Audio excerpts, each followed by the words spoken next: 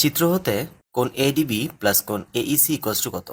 তো আমাদের এই চিত্র হতে কোণ এডিবি দ্যাট মিনস এই কোণটি এবং কোণ এইসি অর্থাৎ এই কোণটি, এই দুটি কোণের সমষ্টি বের করতে বলা হয়েছে।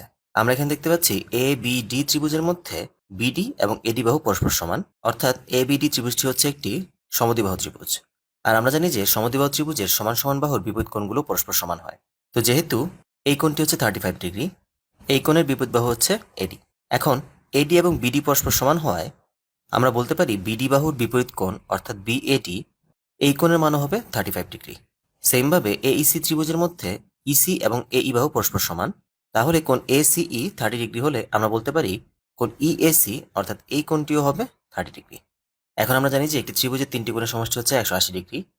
তাহলে আমরা এ বি ডি ত্রিভুজের মধ্যে এই এডিবি কোণের মান বলতে পারি 180 মাইনাস 35 মাইনাস 35, অর্থাৎ 180 মাইনাস 70, দ্যাট মিনস 110।